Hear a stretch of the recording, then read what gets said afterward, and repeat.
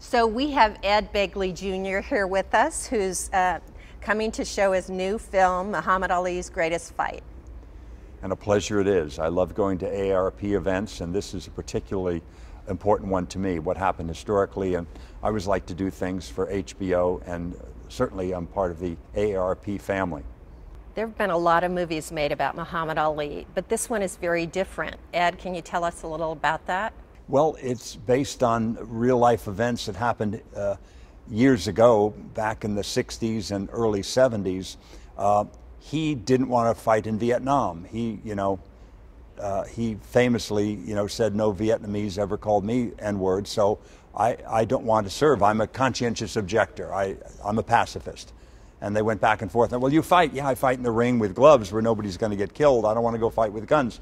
And he took that to the limit, to the Supreme Court.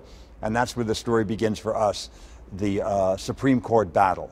And some would argue his greatest fight. It's a wonderful, compelling story.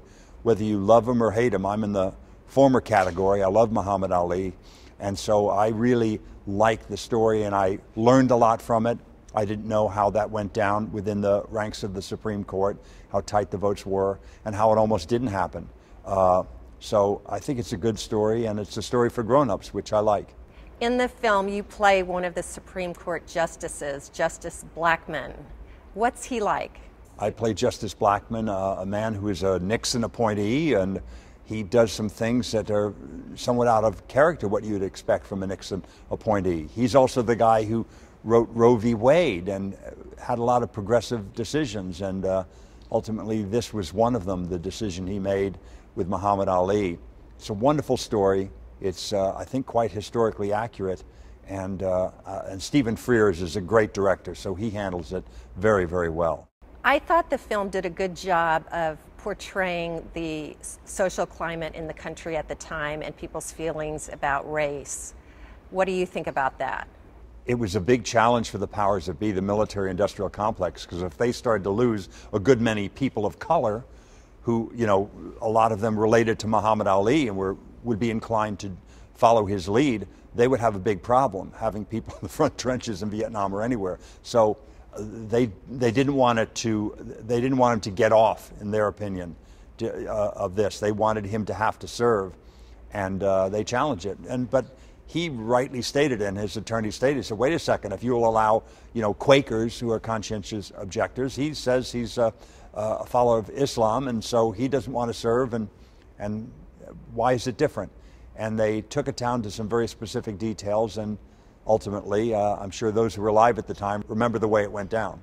Muhammad Ali's Greatest Fight would certainly qualify as a Movies for Grownups, a franchise that AARP started about 11 years ago. You've long been a supporter of Movies for Grownups, attending our galas and award shows. What do you like about Movies for Grownups? I go with my daughter to the movies. She's 14 now. I've been going to the movies with her for many years, and I certainly enjoy movies for young people, and there's a lot of commerce in that. But I think it's wise to also recognize the amount of commerce and art that can be tailored to people my age. And a lot of movies, have done very well, dealing with people in that age range, that demographic. The King's Speech is a perfect example. That movie did very well, not just winning a lot of Oscars, but it did very well at the box office. And I think those movies can do well. And good for HBO to do this and to have a mature cast, with Frank Langella and Christopher Plummer, Danny Glover, myself, Harris Yulin, Barry Levinson, a great cast. And that was very good. And they also wisely added all the younger aides and interns who worked on that case as well. And that's historically accurate. So, I've worked for HBO for years. I was on 6 Feet Under, I was on Family Tree, and they do wonderful stuff at HBO, and I'm always proud to be on their channel. Thanks so much for being here with us today, Ed, and thanks for bringing the movie. Thank you for what you do at AARP. I carry my card with me all the time. I use it at hotels and lots of other places, and so thank you for those discounts. Now for 14 years I've been getting those discounts, so I appreciate it. Great, thanks.